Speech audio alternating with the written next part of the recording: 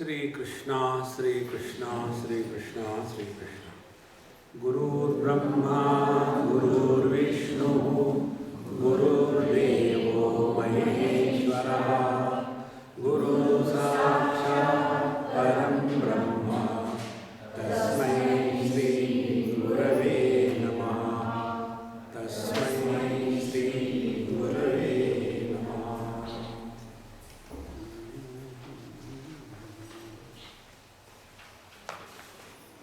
हम अपने माध्यम से क्या प्रकट करते हैं, इस पर हमारे जीवन की क्वालिटी डिपेंडेंट है। देखो, भगवान ने ये दुनिया जो बनाई है ना, तो सबसे पहले ईंट पत्थरों को बनाया जिसमें केवल सत्ता प्रकट होती है, एग्जिस्टेंस। उसके बाद उनको मजा नहीं आया, फिर उन्होंने पेड़ पौधे बनाए, उसमें सत्ता के साथ जीवन भी है, फिर उसमें भी मजा नहीं आया। फिर उन्होंने पशु पक्षी बनाए, उसमें सत्ता भी है, जीवन भी है और ज्ञान भी है। उनको पता होता है कि किस दिशा में जाना है, कहाँ पहुँचना है, और हर चीज़, क्या खाना है क्या नहीं खाना है, सब पता होता है उनको। तो ज्ञान भी उनमें है। फिर भी उनको मज़ा नहीं आया, फिर वो परेशान हो गए। तो उनकी पत्नी ने, ब्रह्माणी ने कहा कि आप अपने जैसा किसी को क्यों नहीं बनाते, लेकिन एक सर वाला हो, चार सर वाला नहीं। तो फिर भगवान ने मनुष्य को अपनी शक्ल में बनाया। और भगवान क्या है? आनंद स्वरूप। अब देखो एक एक चीज, पहले सत्ता मात्र, फिर सत्ता के साथ जीवन, फिर सत्ता के साथ जीवन के साथ ज्ञान, और ये तीनों के साथ जब आनंद होता है प्रकट, तब जाकर के मनुष्य पैदा हुआ। इसीलिए हमारे जीवन का प्रयोजन भगवान ने ऑलरेडी निश्चित कर लिया है। हमारे जीवन का और कोई प्रयोजन नहीं है। देखो, केवल एक ही प्रयोजन है, हम भगवान के आनंद को प्रकट करने का एक माध्यम बन जाए। यदि हमने भगवान के आनंद को, जो आनंद स्वरूप है, हमारे माध्यम से प्रकट नहीं किया, तो भगवान कहेंगे बेटा तुम्हारी गलती नहीं, गलती मेरी है कि मैंने तुमको मनुष्य बनाया, तो अगले जन्म में तुमको मैं एक गधा बनाऊंगा। तो जो व्यक्ति इस जीवन में दुखी रहते हैं, अगले जन्म में गारंटी मेरे से लिख लो, फिर मनुष्य जन्म नहीं मिलेगा। आप तो ये भयानक बात कर रहे हैं, हम नहीं कर रहे, शास्त्र कहते हैं। इसीलिए यदि हमने अपने स्वरूप में निष्ठा होकर के जीना ये जीवन है, ये नहीं समझा, तो पूरे जीवन में सुख के प्राप्ति के लिए आदमी जितना दुखी होता है और किसी के लिए दुखी नहीं होता। तो ऐसा जिसने अपने ब्रह्मात्म के बोध में निष्ठा प्राप्त कर ली है, एवं च वेदांत वाक्य ही सद्गुरु उपदेशेन सर्वेषु भूतेषु येषां ब्रह्म बुद्धि उत्पन्नाः ते जीवन मुक्ताः इत्यर्थः। वही जीवन में मुक्त हो गए। मुक्त क्यों हो गए? अब उनको जीवन में कुछ प्राप्त नहीं करना है। देखो, कुछ प्राप्त नहीं करना है, सब कुछ एतद् बुद्ध्वा बुद्धिमान स्यात् कृतकृत्यश्च भारत। जीवन में कृतकृत्यता आ गई, परिपूर्णता आ गई। यदि हमको अपने जीवन के बारे में लिखना हो एक लाइन में, तो क्या लिखेंगे? कि पूरे जीवन भर हमने इच्छाओं को पूरा करने का प्रयत्न किया। और किया क्या है? सोचो अंदर। बालस्तावत् क्रीडासक्तः, तरुणस्तावत् तरुणी रक्तः, वृद्धस्तावत् चिंतासक्तः, परमे ब्रह्मणि कोपि न रक्तः। तो पूरा जीवन जो हमारा गया है केवल इच्छाओं को पूरा करना। कोई बात नहीं, करो इच्छाओं को पूरा। कभी तो दो क्षण रुक करके सोचो, हमने इतनी इच्छाएं पूरी करी, क्या हमको कृतकृत्यता का अनुभव आया? और फिर भी हम अपनी ही अनुभूतियों से नहीं सीखते। अब इसको कौन क्या कह सकता है? तो जीवन में कृतकृत्यता ही प्रकट होनी चाहिए, और जो कृतकृत्य है उसके जीवन में पाने का सुख नहीं, खोने का दुख नहीं। तो ऐसी स्थिति केवल एक ही स्थिति में संभव है, जब हम अपने माध्यम से परमात्मा को प्रकट होने देते हैं। इसीलिए जिसके माध्यम से परमात्मा प्रकट होते हैं उनको कहते हैं जीवन मुक्त। अब वो मुक्त हो गए, जिंदा जी मुक्त हो गए, मरने के बाद नहीं कि मरने के बाद स्वर्ग जागे वगैरह, कोई जरूरत नहीं। तो ऐसी बात हो गई तो ननु जीवन मुक्त कहा। अब ये जीवन मुक्त क्या है, कौन है, हमको बताइए। अब देखो यहाँ जो कबीर भाषा दी बहुत सुंदर है, इससे सिंपल कुछ हो ही नहीं सकता।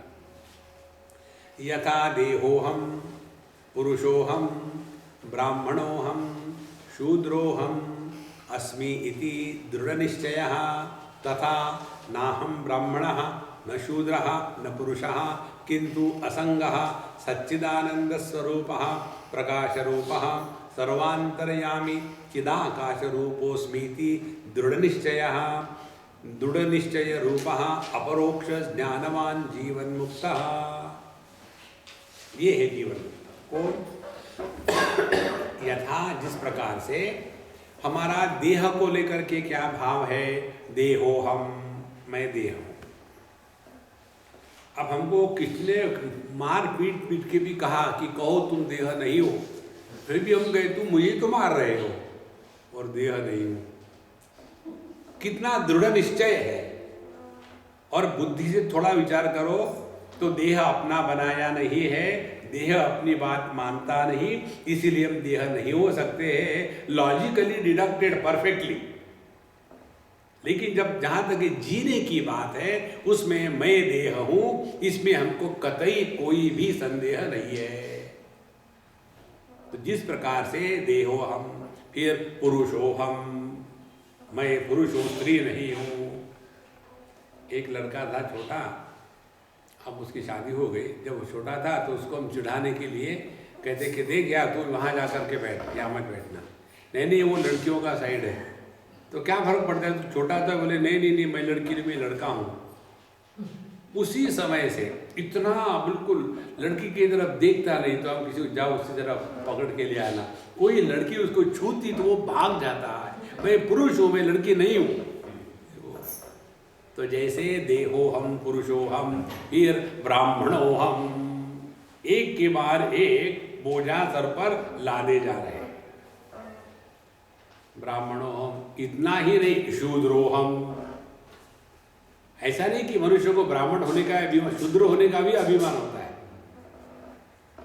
देखो हम गए थे एक जगह में किसी दूसरे देश में, वहाँ अपने भारत के कई लोग गए हैं, पुराने 400 साल पहले शुगर केन प्लांटेशन के लिए। तो वहाँ एक सज्जन मुझे बता रहे थे, तो बोले स्वामी जी हमारा जो विवाह हुआ ना उसमें सबका विरोध था, फिर भी हमने कर लिया, ठीक हो गया। बोले मालूम है क्यों विरोध था? क्योंकि हम है मोची और वो है टेलर। अब बताओ इन दोनों की शादी कैसी हो सकती है? केवल ब्राह्मण क्षत्रिय वैश्य शूद्र नहीं, अमंग द शूद्र, कितना उसमें अभिमान। हम तो मोची है। उसी प्रकार से रिसेंटली हम गए थे पिपरिया मध्य प्रदेश में, उनके घर में रहने वाले 3 लोग, काम करने वाली 4 अम्माएं।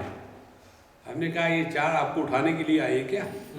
बोले नहीं स्वामी जी यहाँ बड़ा विचित्र है, जो बर्तन वाली है वो कपड़े नहीं धोती, जो कपड़े धोने वाली है वो किचन में अलाउड नहीं है, और जो बाहर का झाड़ू पोछा करती है उसको घर में अलाउड नहीं है। यहाँ के नियम ऐसे हैं।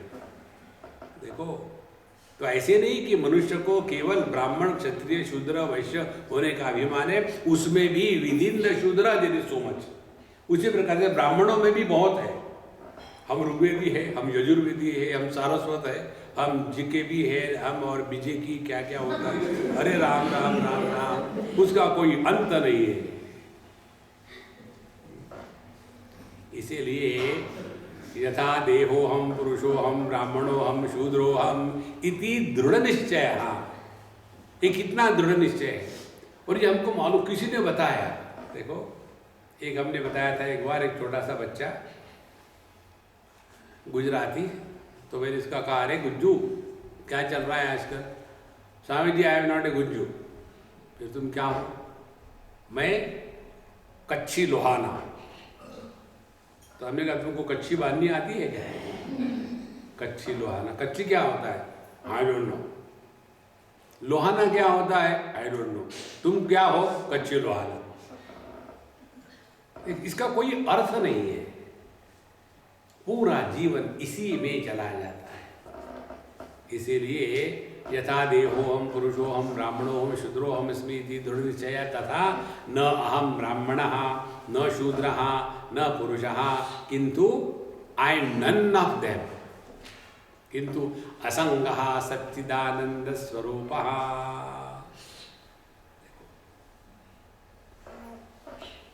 और यही इस वास्तविकता है। ये हमको निर्माण नहीं करना। असंगता यह वास्तविकता है, और संग या अटैचमेंट ये वास्तविकता नहीं है।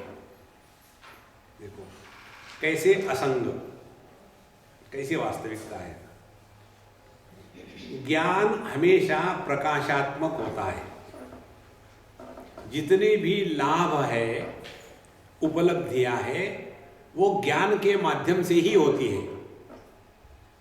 यदि ज्ञान नहीं है तो लाभ नहीं है, उपलब्धि नहीं है।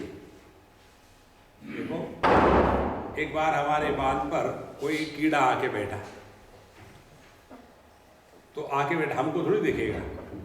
तो सामने एक छोटी सी बच्ची थी, ऊपर चढ़ के आ गई। तो चढ़ के आ गई तो हमको क्या फर्क पड़ता है। तो आके हमको कहती है, स्वामी जी आपके दाढ़ी पर स्पाइडर है, निकाल लूँ क्या? हमने कहा केवल स्पाइडर को ले लेना, दाढ़ी को रख देना। तो वहाँ स्पाइडर है, ये जब हमको मालूम नहीं, तो उसके होने का सुख दुख हमको होगा क्या?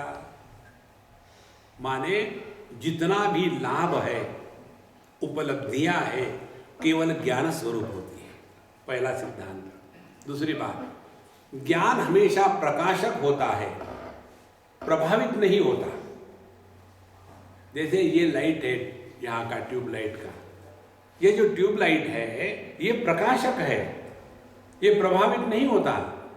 चाहे यहाँ डिस्कोर्स चल रहा हो या डिस्को चल रहा हो या कुछ भी नहीं चल रहा हो, ये प्रकाश को कोई फर्क नहीं पड़ता।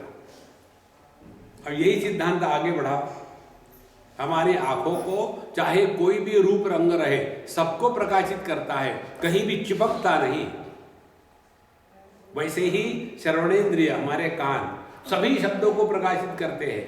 भगवान का नाम हो या गाली हो, किसी के द्वारा प्रभावित नहीं होते। वैसे ही मन अच्छे बुरे सभी विचारों को आधार देता है, लेकिन वो ना तो अच्छे विचारों के कारण अच्छा होता है, बुरे विचारों के कारण बुरा होता है। उसी प्रकार से जो चिदाकाश है, इसमें शब्द है चिदाकाश रूपोस्मीति। जो चिदाकाश है यह सबका आधार है। सबका माने जागृत, स्वप्न, सुषुप्ति, समाधि, इन सब का आधार है, लेकिन किसी के भी द्वारा प्रभावित नहीं होता। वो हम है। ये जिसका दृढ़ निश्चय हो गया है वही जीवन मुक्त है। इसीलिए संतो, बाहर के ईंट पत्थरों से अपने आप को बचाओ। बहुत हो गया है, कब तक रहेंगे ईंट पत्थरों में? 24 घंटे वही बातें, वही घर, वही बच्चे, वही पोते। देखो, एक बार एक हमारी लड़की हमको मिलने आई और बोले, स्वामी जी आप हमारे बच्चे से वैसा प्यार नहीं करते जैसे पहले सभी बच्चों से के प्यार करते हैं। हमने कहा हम बदल गए। बोले हाँ मुझे लगा ही आप बदल गए, पहले आप हमारे वाले स्वामी जी नहीं है, जो भी है। तो कहती है मालूम है मैंने ऐसा क्यों कहा ना, मुझे कारण जरूरत नहीं है कि वो ऐसा हूँ। बोले आप मेरे बातों में इंटरेस्ट नहीं लेते आजकल। हमने कहा तुम्हारी बातों में कितना इंटरेस्ट लूँ मैं? 24 घंटे तुमको तुम्हारे जो 2 कबूतर है उनके सिवा दूसरा कोई विषय है क्या? मेरा बेटा ऐसा है, मेरी बेटी ऐसी है। उसने ये कि अरे राम, कब तक सुने? ये कोई रामायण है? देखो, हम उससे निकलना ही नहीं चाहते। बहुत महत्व की बात है संतो। ऐसे फंसे रहते हैं कि राम कहो तो असंगहा, हम असंग हैं। और यदि ऐसे नहीं समझेंगे ना अपने आप को, तो जीवन में दुख के सिवा और कुछ नहीं मिलेगा। एक सज्जन अपने पोते से जबरदस्त अटैच, और यहाँ तक के कि उनका ये भ्रांति हो गई कि मेरे सिवा बच्चा दूध नहीं पीता। हमने कहा तुम अपना दूध पिलाते हो क्या उसको? क्यों फंसा रहे अपने आप को? नहीं माना। ये उसके बहू ने कह दिया या तो ये घर में रहेंगे या तो मैं रहूंगी। अब ये आ गए मुंह फुला करके। देखो उसने ऐसा कहा तो लड़का कहता है अब मैं क्या करूं बताओ? तुम उसको इतनी चिपक के रहते 24 घंटे, वो तंग आ गई तुमसे, तो फिर जाओ आप जहां जाना है चले जाओ। और फिर जब वो मुझे मिले, मुझे कहते हैं स्वामी जी आपने मुझे जो शाप दिया था वो ठीक हो गया। हमने कहा बेवकूफ़, मैंने शाप नहीं दिया था, मैंने तुमको असलियत कही थी कि तुम उस बच्चे में ज़्यादा उलझ रहे हो। देखो, before somebody has to tell us get out, we should have the wisdom to quit. और ये असंगता अपना स्वभाव है, हमको कुछ करना नहीं है, ऐसे ही है हम। जब तक के पूरे जागृत अवस्था का, स्वप्नावस्था का पूरा त्याग नहीं करते, तब तक के नींद तक नहीं आती। और जीवन मुक्ति का आनंद यदि लेना है तो इन चीजों में फंसे रहेंगे तो कैसा आनंद होगा? देखो महाराज, इसीलिए किंतु असंगः सच्चिदानंद स्वरूपः। अब दूसरा उदाहरण बताओ। एक हमारी अम्मा है, वो अपने लड़की के यहाँ जाती है अमेरिका। जाने के बाद लड़की कहती है मम्मा अब आ गई हो, आपका 6 महीने का वीज़ा है, 6 महीने रह लो। वो सीधी कहती देख मैं आती हूँ, 1 आध महीना रहूँगी, 6 महीने तुम्हारे बच्चों का बेबी सिटिंग करना मेरा धंधा नहीं है। मैंने तुमको बड़ा किया, अब तुम अपने बच्चों को बड़ा करो। मुझे मेरा स्वातंत्र्य चाहिए, मुझे जो करना है वो मैं करूँगी। सीधी सीधी बात है। नहीं तो इतने चिपके रहते हैं, विशेष करके ये दादा और पोते, नाना और पोते। अरे राम, हर घरों में यही परेशानी है। हमको कैसे पता चलता? लोग हमको बताते हैं स्वामी जी हमारे ये जो फादर इन लॉ है ना, हमारे लड़के को बिगाड़ के रखा है। जब हम उनको डिसिप्लिन करना चाहते हैं, चॉकलेट नहीं खाना है, तो ये दादाजी कहते आँख मारते चुप हो जाओ, फिर उसको बाहर ले जाते चॉकलेट खिलाते हैं। माने हम बेवकूफ़ है उसको बताने वाले, और इनका प्यार होता है और वो बच्चा बिगड़ रहा है। अब घर में ये धर्म क्षेत्र शुरू हो गया, इसके लिए कौन जिम्मेदार है? बच्चे जिम्मेदार है। देखो संतो, ये समझो, ये तो हमारे लिए अध्यात्म का मतलब क्या होता है? गए भगवान के सामने, घंटी बजाई, घंटी भी बजाई, वो बच्ची भी न बेटा भगवान, अरे तुम नमस्कार करो ना, उसको कहने दो। 24 घंटे उस बच्चे का असर खाते रहते हैं और फिर दुखी होते हैं। तो किंतु असंगः सच्चिदानंद स्वरूपः, और फिर प्रकाश रूपः। हम केवल ज्ञान स्वरूप है। देखो, ज्ञान स्वरूप का तात्पर्य हम अपने होने में मस्त रहे, कुछ बने ना। अपना जो होना है वही सत्य है। देखो, ज्ञान स्वरूपः, और सर्वांतर्यामी, जहाँ हम अपने स्वरूप में निष्ठावान हो गए उसके बाद कोई भी अपना नहीं, कोई भी पराया नहीं। इस दुनिया में सबसे यदि अपने आप को बचाना है ना, तो अपनों से बचाना पड़ता है। हम दुश्मनों से तो बच जाते हैं, अपनों से नहीं बच पाते।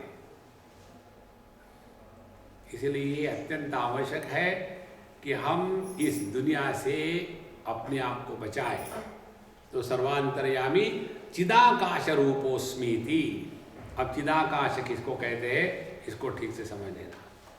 3 प्रकार के आकाश योग वाशिष्ठ भी बताए, हमको मालूम नहीं था। हमारी एक कोई पुस्तक है आकाश योग, वो किसी एक सज्जन ने पढ़ी दिल्ली में, और उन्होंने हमको कहा कि स्वामी जी आप योग वाशिष्ठ पर कुछ बोलिए। हमने कहा देखो भाई, मैंने आज तक उस ग्रंथ को पढ़ा नहीं है, देखते प्रभु की इच्छा होगी तो पढ़ेंगे, तब उस पर चिंतन करेंगे। बोले नहीं आपने उसको पढ़ा है। हमने कहा मैं क्या झूठ बोल रहा हूँ? बोले हाँ। मैं क्यों झूठ बोल रहा हूँ? बोले आपने जो आकाश योग की बातें कही है वो पूरी की पूरी योग वाशिष्ठ में आती है। हमने कहा मुझे इसका कोई मतलब नहीं है, मुझे मालूम नहीं। ये जो 3 आकाश है, ध्यान से सुनना। एक है भूताकाश,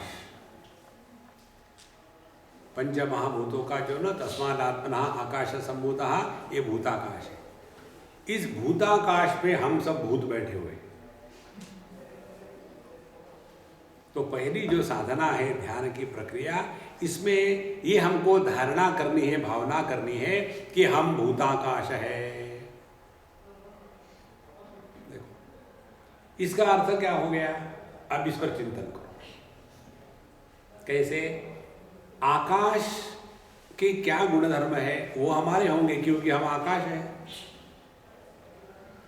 और हम देह नहीं है, तो देह के क्या गुणधर्म होंगे वो हमारे नहीं है। दोनों को मिला लो, आपने आकाश की साधना शुरू कर दी। तो पहली बात, देह अनेक है, आकाश एक है। फिर आकाश सभी आकारों का आधार है, लेकिन किसी भी आकार विशेष में वो फंसा नहीं है। तीसरी बात, आकार का प्रारंभ होता है, मध्य होता है, अंत होता है। आकाश का आदि मध्य अंत नहीं है। देखो आकाश में पूरी यह स्थूल सृष्टि है, लेकिन इस स्थूल सृष्टि के द्वारा आकाश प्रभावित नहीं होता। तो यदि हम इस आकाश की भूमिका को ले ले तो इस जगत में स्थूल देहों को लेकर के जितना कुछ है उसके द्वारा हम प्रभावित नहीं होंगे। ये हो गई आकाश योग की पहली कड़ी के जीवन।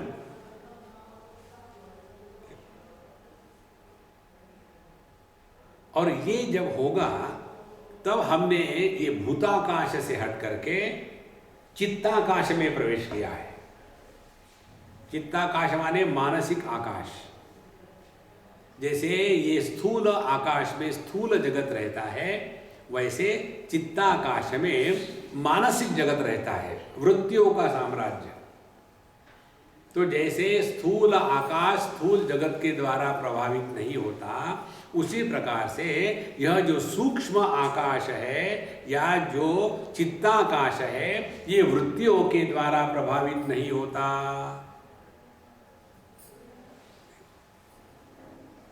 तो चाहे कोई भी वृत्ति आ जाए, कहां परेशानी है? हम वृत्तियों को लेकर ही परेशान होते हैं। जब हम किसी भी वृत्ति के द्वारा प्रभावित होना बंद कर देंगे, तब जाकर के हमने चित्ताकाश में प्रवेश किया है। अब चित्ताकाश का होने के पश्चात फिर आते हैं यहाँ चिदाकाश रूपोस्मीति, फिर चिदाकाश में प्रवेश करते हैं। चिदाकाश में प्रवेश करना माने क्या? जिसमें जागृत, स्वप्न, सुषुप्ति और समाधि, ये चारों प्रकार की अनुभूतियां और अनुभूतियों को लेने वाले जागृत पुरुष, स्वप्न पुरुष, सुषुप्त पुरुष और समाधिस्थ पुरुष, इन चारों का नाटक चल रहा है। लेकिन जो इन चारों के द्वारा प्रभावित नहीं होता वह है चिदाकाश। ध्यान से सुनना, हर एक अनुभूति में तीन बातें होती हैं। एक अनुभूति का विषय, दूसरा अनुभूति, और तीसरा उस अनुभूति को भोगने वाला अनुभवकर्ता। तीन बातें हो गई, भोक्ता, भोग और भोग्य। अब ये भोग्य पदार्थ से अपने आप को बचाने के लिए स्थूल आकाश की साधना, और भोग इनसे बचाने के लिए चित्ताकाश की साधना, और जो भोक्ता है उससे बचाने के लिए चिदाकाश की साधना। तीन साधना है। देखो, तो हम जब जीते हैं तो हम अपने ये तीन पहलुओं में कहाँ फंसे हैं? हम ज्यादा से ज्यादा लोग फंसे रहते हैं इस अनुभूति की दुनिया में। दूसरे प्रकार के लोग अपने अनुभूतियों में फंसे रहते हैं। तीसरे प्रकार के लोग अपने मय में फंसे रहते हैं। तीन प्रकार। देखो, तो जब व्यक्ति जवान होता है तब ये दुनिया में फंसा रहता है। बालस्तावत क्रीडासक्ता तरुणस्तावत तरुणी रखता। और उसके बाद जब आदमी मिडिल एज पहुंच जाता है, वहाँ से काफ़ी उपरत हो जाता है, लेकिन फिर वहाँ फंसा रहता है अपने अनुभूतियों में। और वहाँ से जब आदमी और बड़ा हो जाता है, बुढ़ापे में आ गया, तो फिर जाने कहाँ गए वो दिन। इस प्रकार से जीवन के ये जो तीन पहलू हैं, इन तीन पहलुओं में आदमी तीन जगह में फंसा रहता है। या तो दुनिया के विषयों में, या तो विषयों के अनुभवों में, या अनुभवकर्ता में। इन तीनों में से अपने को मुक्त करना है। जो इससे मुक्त हो जाता है उसको कहते हैं जीवन मुक्त। इसीलिए जीवन मुक्त का इस जगत में कोई पोजीशन नहीं होता, उसके कोई अच्छे बुरे अनुभव नहीं होते, और उसका कोई व्यक्तित्व नहीं होता। कितने सरल बात है। यह निर्विशेष जो सत्ता है, यही अपना स्वरूप है। इस स्वरूप में सहजता से नित्य निरंतर रहना, यही जीवन मुक्त है। तो इस प्रकार से चिदाकाश रूपोस्मि इति दृढ़ निश्चय रूपः अपरोक्ष ज्ञानवान जीवन मुक्तः। अपरोक्ष ज्ञानवान, ये केवल पढ़ा के नहीं, अपरोक्ष ज्ञानवान ये हमारा साक्षात अनुभव है। देखो, गूगल करके नहीं आए, realisation through googling. What is the meaning of realization? Realization means what? In 0.001 second, 293 million findings. और ढूंढते रहो। उसमें सर्च करते करते आपका इंजन फेल हो जाएगा, वो सर्च इंजन फेल नहीं होगा। भटक रहे। अपरोक्ष ज्ञानवान, यह अपना साक्षात अनुभव है। अब देखो, इस मंत्र में क्या बताया है? पहले देहात्म भाव, देहो हम पुरुषो हम, उसका निकाल दिया। फिर जीवात्म भाव, ब्राह्मणः शूद्रः अहम, उसको निकाल दिया। और फिर सच्चिदानंद स्वरूपो हम, माने जिसने देहात्म भाव का त्याग कर दिया, जीवात्म भाव का त्याग कर दिया, और जो अपने स्वरूप में निष्ठावान है वही जीवन मुक्त है। ये आनंद है महाराज। बाकी का तो सब ठीक ही चल रहा है, ज्यादा खाली पीली परेशान होने की कोई बात नहीं। पता नहीं आप लोग टाइम पास करने के लिए कैसा चिंतन करते हैं। जीवन मुक्त का चिंतन ऐसा होता है, जब हम नहीं थे दुनिया में तो क्या फर्क था, कुछ नहीं। जब हम हैं तो क्या फर्क हो रहा, कुछ नहीं होगा। जब हम चले जाएंगे तो क्या फर्क पड़ेगा, कुछ नहीं पड़ेगा। देखो, हम अपने माँ बाप को जानते हैं, कोई कोई ऐसे होंगे वो दादा दादी नाना नानी को जानते हैं, कोई रेयर ऐसा होगा कि जो परदादा परदादी नाना नानी को जानते हैं, उसके पीछे चौथी पीढ़ी थी। डाउट आता है, अनावश्यक। देखो, क्योंकि जो अनावश्यक है उसको क्या याद रखना। यही कहानी आपकी और हमारी होने वाली है। लेकिन ऐसे लगता है मेरे सिवा मेरे पोते बड़े कैसे होंगे, उनको संस्कार कौन देगा, मैं नहीं हूंगा। जब जिंदा जो संस्कार करेंगे ना तब पता चलेगा। देखो संतो, निकल जाओ इस चक्कर से, अपने आप को बचाओ। बहुत हो गया है दुनियादारी का धंधा। तो पहले देहात्म भाव की निवृत्ति, फिर जीवात्म भाव की निवृत्ति। और जिसका निगेशन, जिसको त्यागा नहीं जा सकता, देखो अहेयम, जिसका त्याग नहीं किया जा सकता है, वो हमारा स्वरूप है। हमारे जीवन की कहानी क्या है, जिसको त्यागा नहीं जा सकता उसको त्यागने का हम प्रयत्न करते हैं, जिसको पकड़ा नहीं जा सकता उसको पकड़ने का प्रयत्न करते हैं। दुनिया को आज तक कोई पकड़ नहीं सका और अपने स्वरूप को कोई त्याग नहीं सका। और हम क्या कर रहे हैं, एग्जैक्टली उल्टा, दुनिया को पकड़ने का प्रयत्न करते हैं और कहते हैं देखो जी ये दुनिया हमको छोड़ती नहीं। हम ही फंसे हुए हैं महाराज, इसमें से अपने आप को बचाओ। ऐसा जिसने अपरोक्ष ज्ञान उपलब्ध किया है उसको कहते हैं जीवन मुक्त। अच्छा हो गया, ये उनके अपने लिए नहीं ना, फिर ठीक है। अभी तक जो पढ़ा पूरा पानी में चला गया। ये तो जीवन मुक्त के लिए, अभी तो हम तो संसारी है ना, अभी तो हमको चलेगा। तो चलाओ फिर। नारायण ब्रह्मैवास्मीति अपरोक्ष ज्ञानेन निखिल कर्म बंध विधिर्मुक्त स्यात्। अब यहां से दूसरा प्रसंग प्रारंभ करते हैं, कर्म का प्रसंग।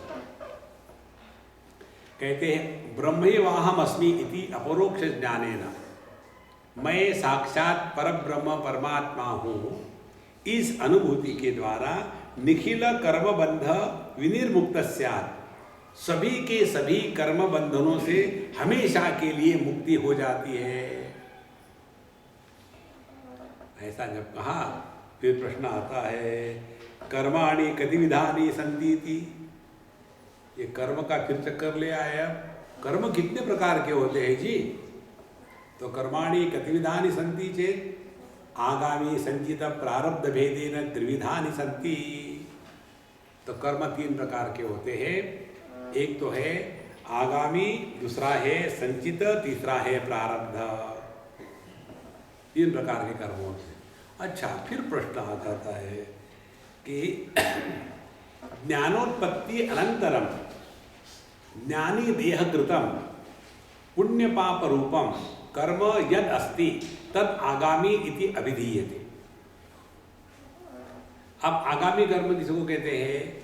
ज्ञान उत्पत्ति अनंतरम, जो जीवन मुक्त हो गया है, फिर ज्ञानी देह कृतम, फिर ज्ञानी के द्वारा जो भी कर्म हो गया है। कौन सा कर्म हो गया है ज्ञानी के द्वारा?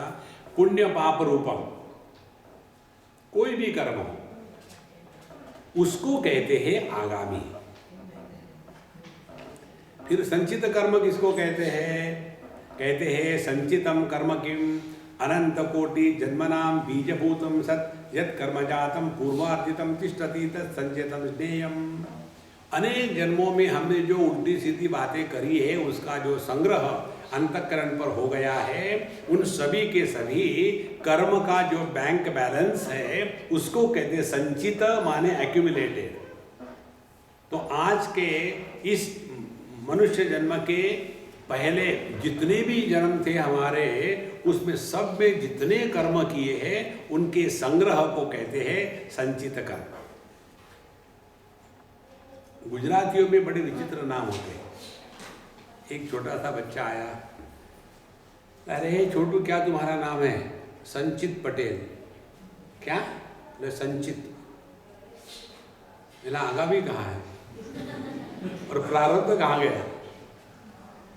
संचित ये कर्म है, तो पिछले जन्म में जितने भी किए थे उनका सबका संग्रह संचित कर्म। और प्रारब्ध कर्म की विधि चेत, प्रारब्ध कर्म क्या है? इदम शरीरम उत्पाद्य इहलोके एवं सुख दुखादि प्रदम यत् कर्मं तत् प्रारब्धम भोगेन नष्टं भवति प्रारब्ध कर्मणाम भोगादेव क्षय इति। प्रारब्ध कर्म किसको कहते हैं? इदम शरीरम उत्पाद्य, ये हमारा जो इस समय का जो शरीर है, इस शरीर की उत्पत्ति प्रारब्ध कर्म से होती है। आगे कहते हैं इहलोके, और इसी दुनिया में सुख दुखादि प्रदम। देखो हमने आपको उस दिन बताया था, जीवन के कर्म फल केवल दो ही प्रकार से होते हैं, तीसरा नहीं। कर्म फल या तो सुख स्वरूप होगा या दुख स्वरूप होगा। अमीर लोगों में भी सुखी दुखी दोनों मिलते हैं, गरीब लोगों में भी सुखी दुखी दोनों मिलते हैं, सक्सेसफुल लोगों में भी सुखी दुखी मिलते हैं, और जो फेल्यूर है उनमें भी सुखी दुखी मिलते हैं। तो कर्म का कोई तीसरा फल नहीं है। कई बार लोग कहते हैं हमने इतनी मेहनत करी लेकिन कुछ सफलता ही नहीं मिलती, ऐसे लगता है हमारा प्रारब्ध ही वैसा है। दैव दैव आलसी पुकारा। देखो जीवन में सफलता पुरुषार्थ से होती है, प्रारब्ध से नहीं होती। प्रारब्ध से केवल सुख दुख मिलता है। इसीलिए कहते हैं कि यह इह लोके सुख दुखादि प्रदम यत् कर्म तत् प्रारब्धम, उसको कहते हैं प्रारब्ध कर्म। और ये प्रारब्ध कर्म भोगेन नष्टम भवति, इसका नाश केवल भोग के द्वारा ही होगा। ध्यान से सुनो, हमने यदि कुछ भी अच्छे बुरे कर्म किए जो सुख दुख के प्रसंग जीवन में आने वाले हैं, वो तो आएंगे ही, उसको आप रोक नहीं सकते। फिर हम क्या साधना करें? एक ही साधना करनी है, अपने आप को तैयार रखो। साधना माने परिस्थिति में परिवर्तन नहीं लाना, साधना माने परिस्थिति से निपटने के लिए अपने आप को तैयार करना। देखो एक व्यक्ति के लिए परिस्थिति बड़ी क्लिष्ट है, दूसरे के लिए आसान है। कारण क्या है? कारण दोनों की तैयारी में फर्क है।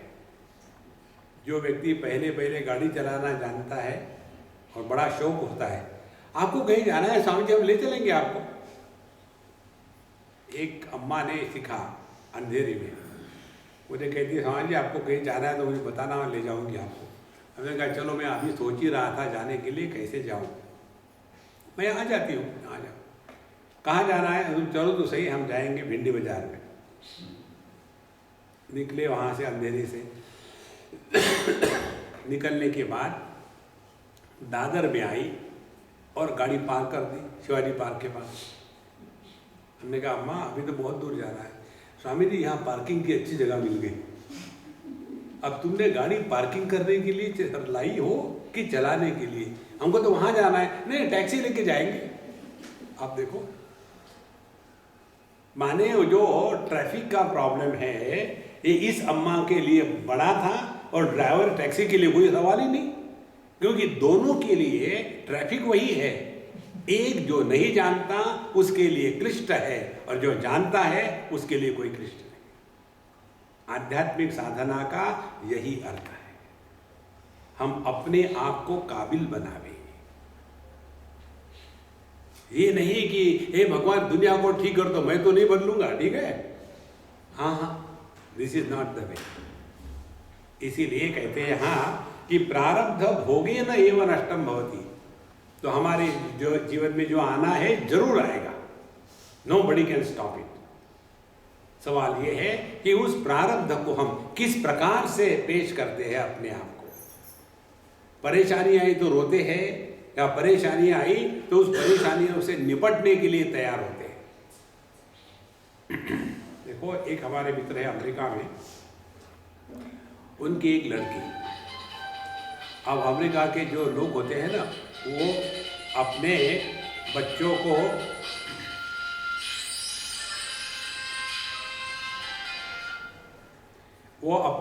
को एक दूसरे से कंपटीशन करके सिखाते हैं। तुम्हारा बच्चा टेनिस खेल रहा है, फिर मेरा बच्चा फुटबॉल खेलेगा। तुम्हारी लड़की संगीत सीखती है, मेरी लड़की अब वहाँ डांस सीखती है। इसके सिवा अमेरिका में कुछ नहीं है दूसरा। कंपटीशन, जेलसी और कुछ नहीं, और अपने में सब देसी में ही चलता है। अच्छा, तो इस लड़की को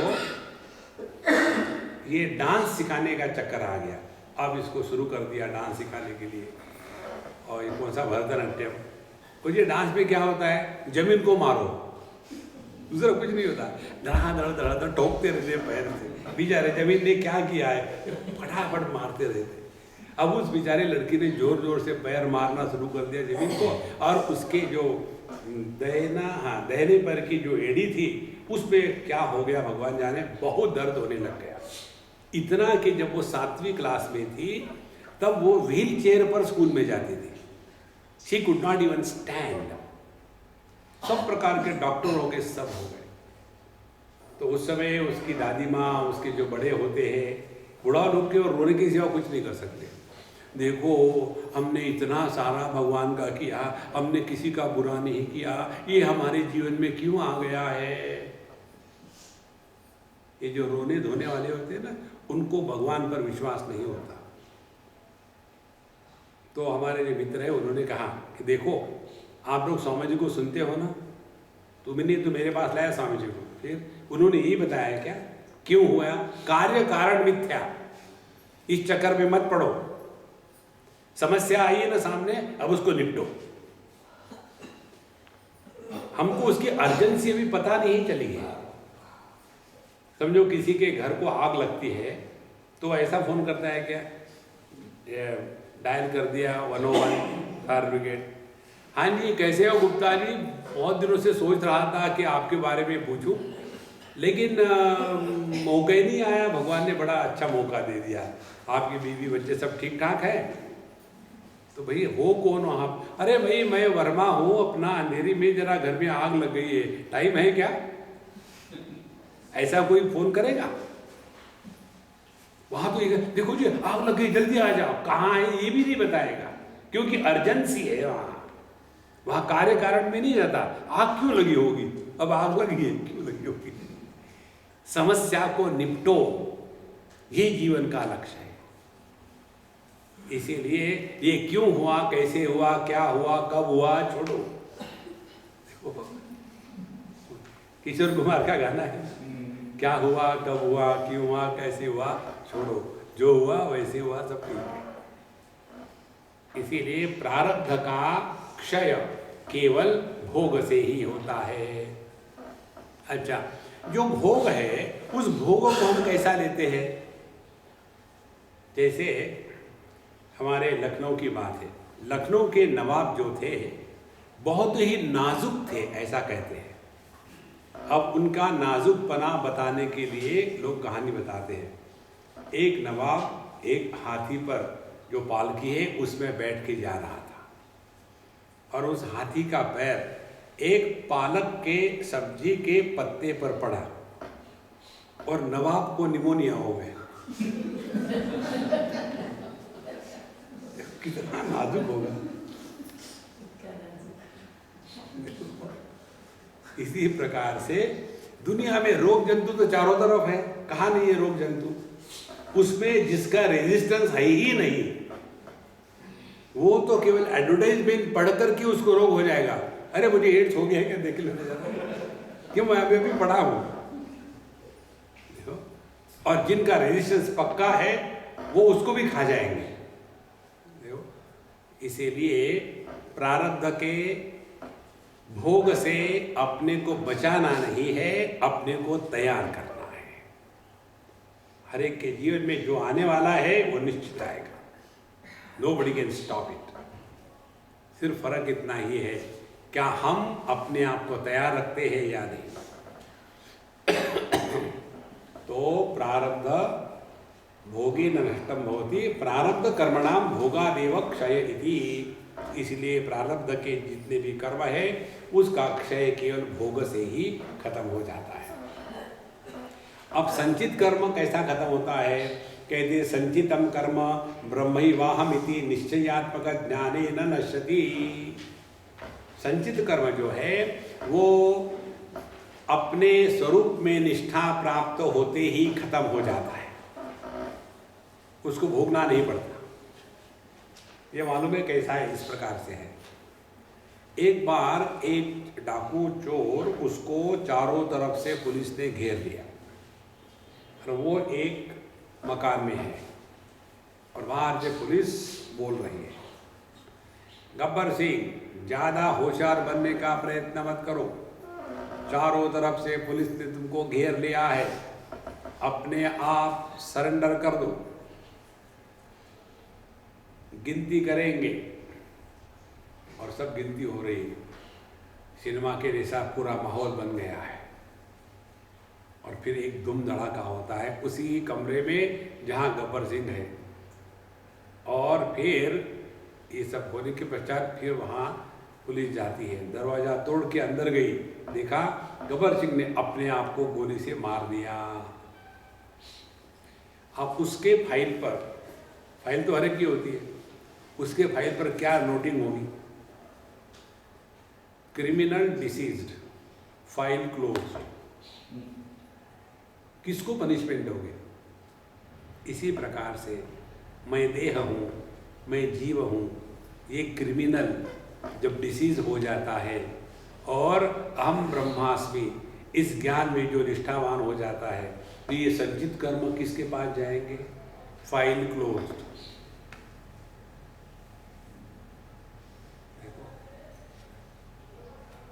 इसीलिए अब ये दोनों कर्मों की बात हो गई। संचित कर्म हम ब्रह्मास्मि इस ज्ञान से नष्ट हो जाएगा, प्रारब्ध कर्म भोग से नष्ट हो जाएगा। अब तीसरा कर्म जो बचता है उसके बारे में आगे बताएंगे। आगामी कर्म अपि ज्ञाने न नश्यति, किंच आगामी कर्मणाम नलिनी दलगत जलवत ज्ञानिनाम संबंधो नास्ति।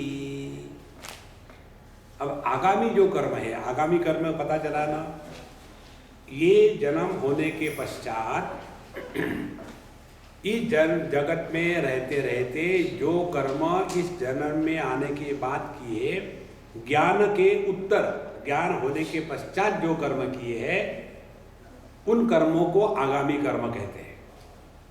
तो ज्ञानी के जितने कर्म है वो आगामी कर्म है, और ये जो आगामी कर्म है ये भी ज्ञान से ही नष्ट हो जाते हैं। क्यों ज्ञान से नष्ट हो जाते हैं? क्योंकि ज्ञानी को कर्म करते समय कर्तृत्वाभिमान नहीं होता। जिसको कर्तृत्वाभिमान होगा वो ज्ञानी नहीं है। यस्य नाहं कृतो भावः बुद्धिः यस्य न लिप्यते हत्वापि सैवान् लोकान् न हन्ति न निबध्यते। जिसमें अहं कृतो भावः नास्ति, जिसमें मैं कर रहा हूँ यह भाव नहीं है, और बुद्धि यस्य न लिप्यते, और जिसके अंतःकरण पर कर्म के कोई भी संस्कार होते ही नहीं, अच्छे कर्म के भी नहीं बुरे कर्म के भी नहीं, क्योंकि उसके दृष्टि से अच्छा बुरा कुछ है ही नहीं। क्यों अच्छा बुरा नहीं है? क्योंकि कर्तृत्वाभिमान नहीं है। देखो, एकादशी के दिन चावल खाया तो बड़ा पाप हो गया, अब क्या होगा? क्योंकि मैंने चावल खाया, और चावल खाने के बाद यदि डाइजेशन बिगड़ गया तो कॉन्स्टिपेशन का पाप होगा क्या? क्योंकि मैं डाइजेशन कर रहा हूं, ये भाव हृदय में निर्माण नहीं होता। ये सिद्धांत है। तो ज्ञानी वो है जिसमें कर्तृत्वाभिमान का अभाव और किसी भी कर्म के संस्कार निर्माण नहीं होते। देखो समझो, इसीलिए यह जो आगामी कर्म है यह नलिनी दलगत जलवत ज्ञानिनाम संबंधः नास्ति। नलिनी दलगत जल का तात्पर्य है जैसे कमल के पत्ते पर पानी का एक भी संस्कार निर्माण नहीं होता। उस पर पानी आता है, खेलता है, चला जाता है, लेकिन कमल के पत्ते को पानी गिला नहीं कर सकता। इसी प्रकार से ज्ञानी के जीवन में जितने भी प्रसंग आते हैं उनके साथ उसका कोई भी कर्तृत्वाभिमान नहीं, और इसीलिए कर्म के संस्कार अंतःकरण में नहीं होते, और इसीलिए इन आगामी कर्मों के साथ ज्ञानी का कोई भी संबंध नहीं होता।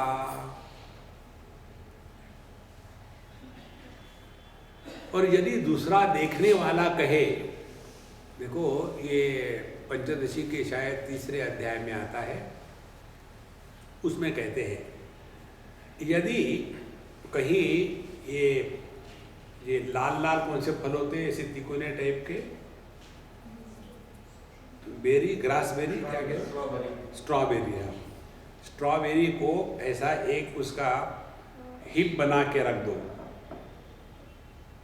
तो दूर से देखने वालों को लगेगा कि जलते हुए अंगारों वहां रखे हैं।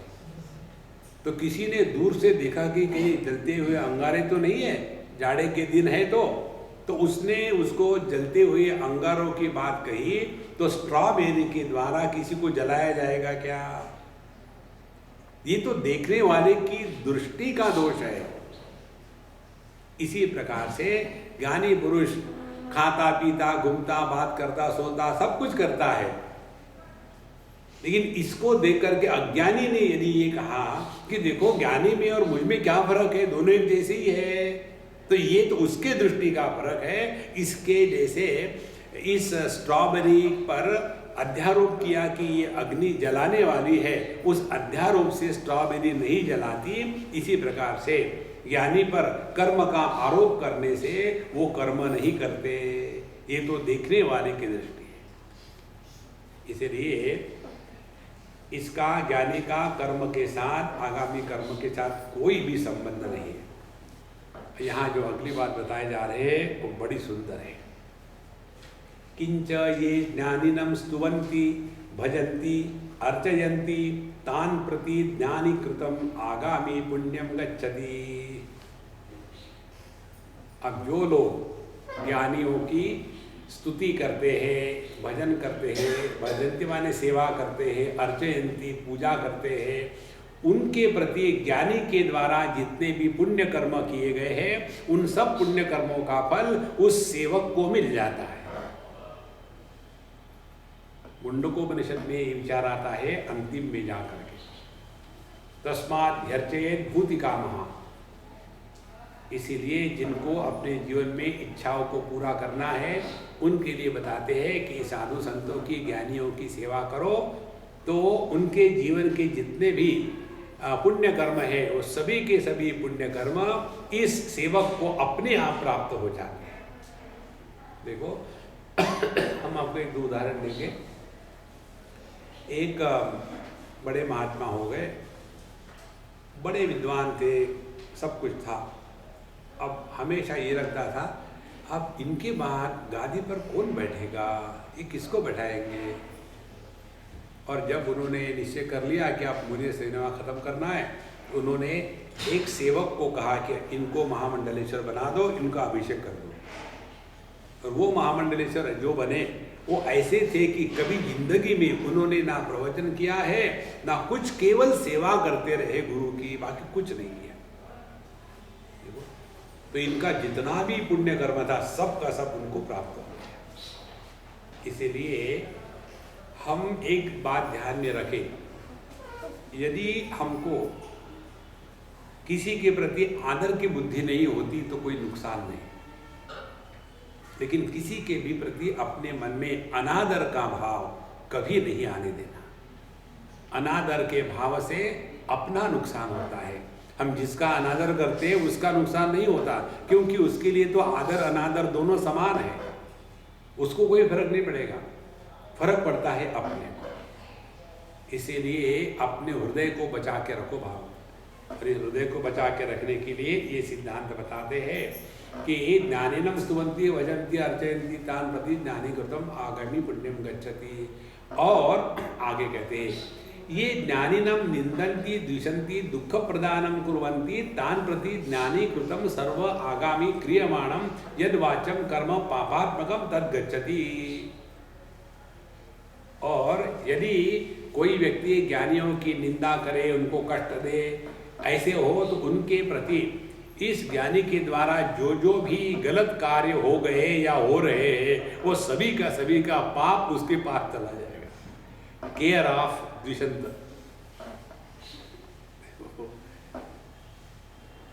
इस दुनिया में जो है ना, प्यार से दुनिया नहीं चलती, डर से चलती है। भीषास्माद्वातपवते भीषोदेति सूर्यः भीषास्मादग्निश्चेन्द्रश्च मृत्युर्धावति पंचमयति। कठोपनिषद में कहते हैं ये दुनिया जो चल रही है ना, प्यार से नहीं चल रही, भगवान के डर से चल रही। भीषास्माद्वातपवते, भगवान के डर से ही हवा दौड़ रही है। भीषोदेति सूर्यः, भगवान के डर से ही सूर्य उदय होता है, अस्त होता है। भीषास्माद अग्निश्चेन्द्रश्च, ये परमात्मा के भय से ही अग्नि हो वो गर्म रहता है, इंद्र है वो अपना कार्य करता है। इतना ही नहीं, मृत्युर्धावति पंचमयति, यह जो मृत्यु है ये भगवान के डर से ही सबको मारता है। नहीं तो तेरे को मारूंगा, अच्छा टेररिस्ट बन के बैठा।